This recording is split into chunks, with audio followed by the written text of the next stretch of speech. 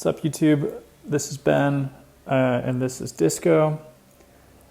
Making this video because I recently received some unsolicited but probably good feedback from a coworker that I say too much when presenting, and it kind of put me in a bit of a spiral because I realized that I say in conversation as well quite a lot.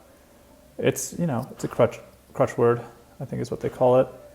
So I want to try and make this video an attempt to talk about things and not say at all. Instead, I'm just going to pause for added effect. I'm like 1 minute in and this is already so hard. So what I'm going to talk about is every book that I've read in June in order. So I don't have this one physically because I'm lending it to my mom, but I pulled up a picture here just because I wanted to show how cool the cover is. Picador, they do great work.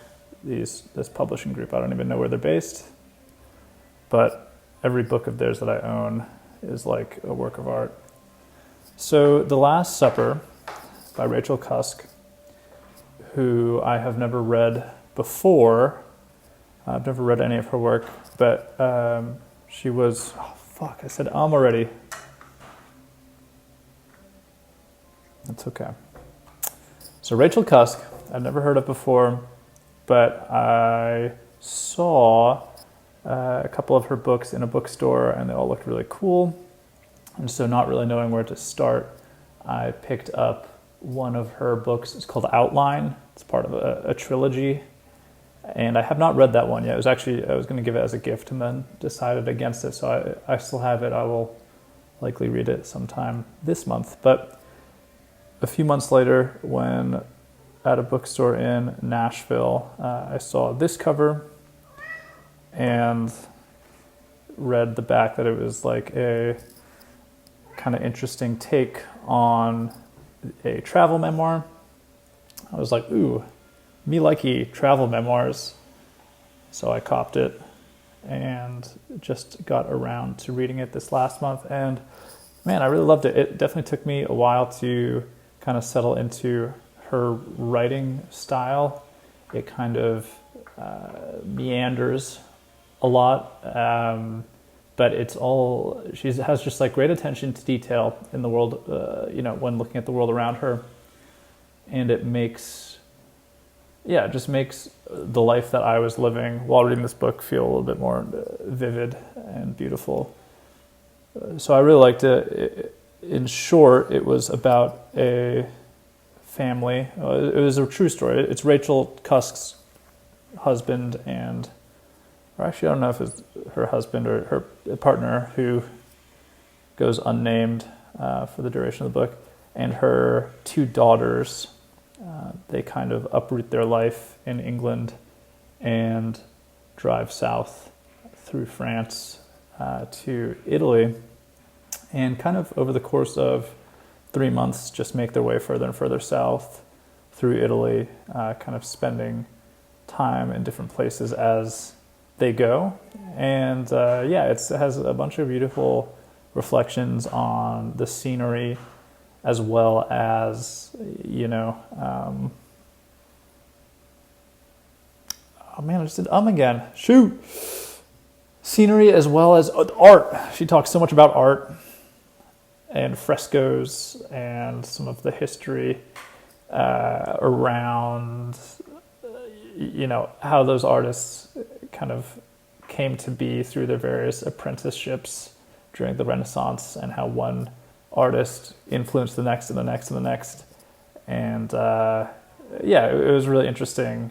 And I've thought a lot about how at that time in Italy specifically, but maybe Europe in general, artwork was kind of being sponsored by the church, right? It was kind of a form of propaganda almost, but man, it was like such beautiful propaganda.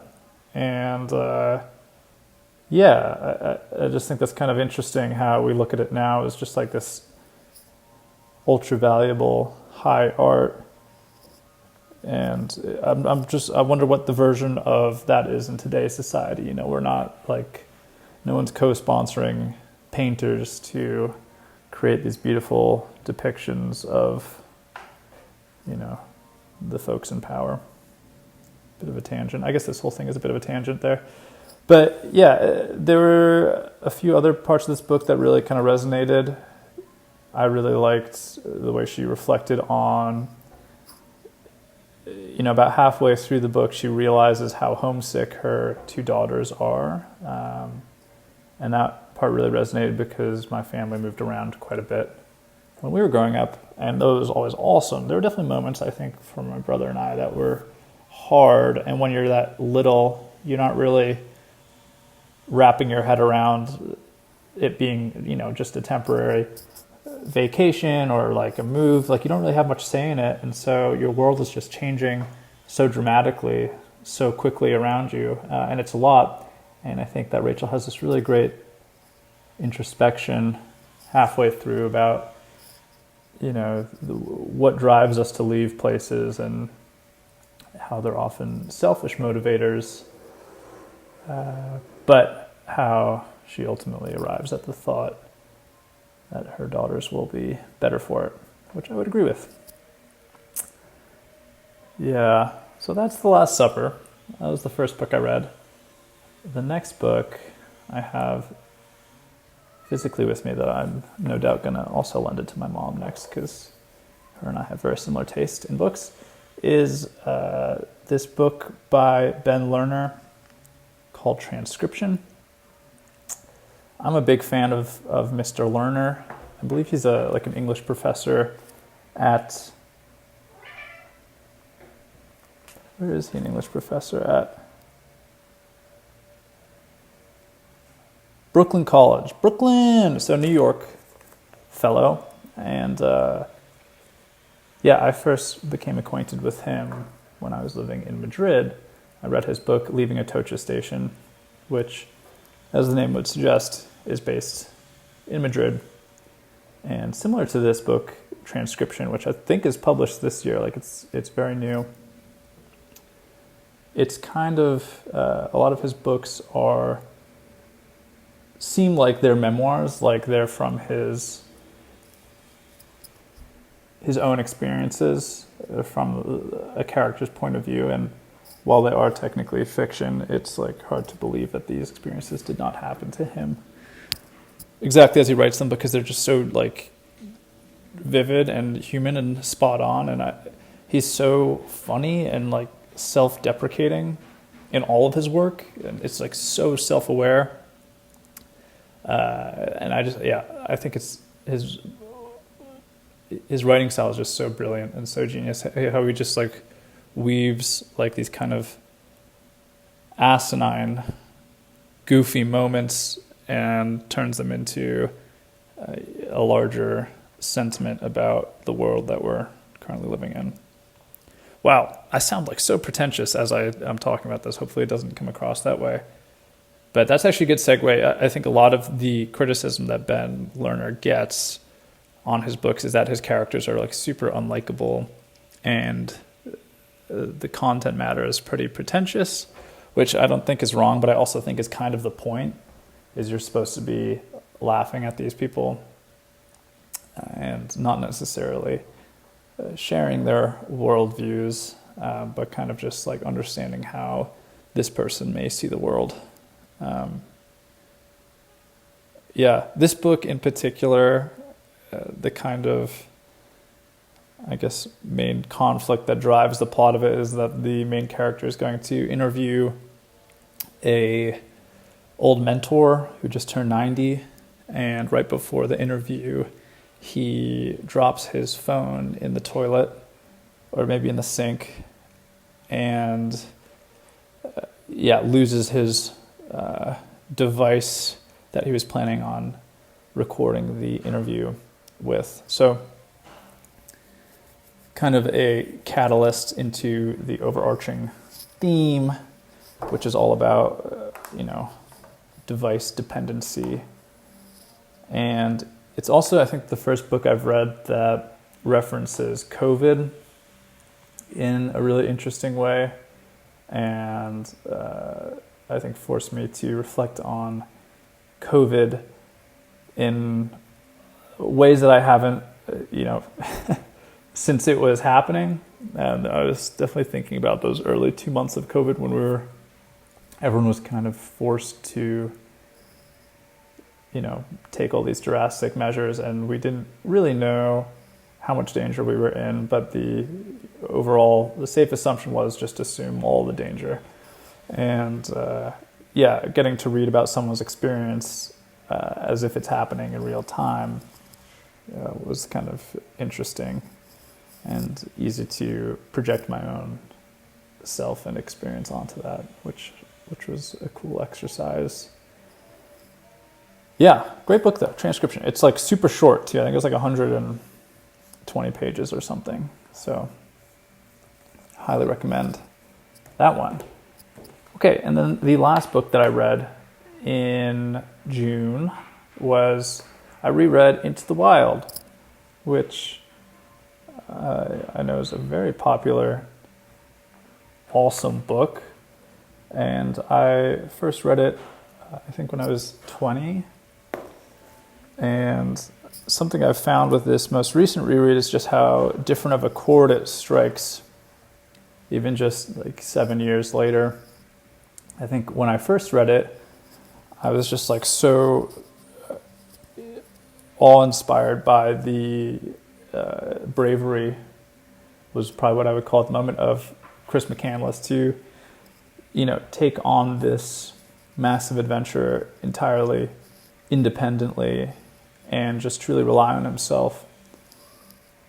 And I thought that was just the coolest thing ever, and wanted to replicate it, and did replicate it in my own way with a month-long cycling trip. Obviously nowhere near the caliber of what Chris McCandless undertook, but I similarly was like, wow, there's a lot to be gleaned from proving to yourself that you can undertake a great adventure or quest, and it's an important experience. So that was kind of my takeaway then, was like, wow, I want to be just like this guy.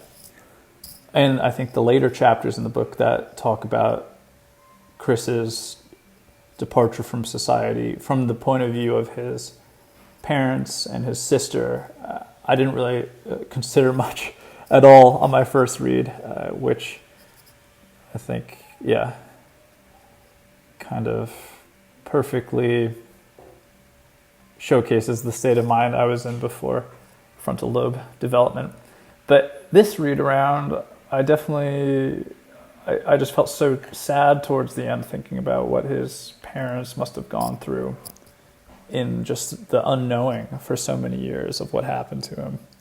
And you get this really great epilogue that Jon Krakauer writes, where he talks about visiting the bus with Chris's parents, and while obviously it's the site of their son's death, I think it seems to give them a lot of closure, at least the way that Krakauer writes it, is that it's almost like this sense of relief, because for so many years they had no idea where he was, and anywhere they were in the world they were like, I wonder if Chris has been here, I wonder if he's close to us. But this is the first time in so many years that they were at a place that they were like, we know that he's been here. Man, I'm even just like getting emotional thinking about it right now. It's just so sad. But I think can pull a lot of things out of Chris's story that I can relate to my own life.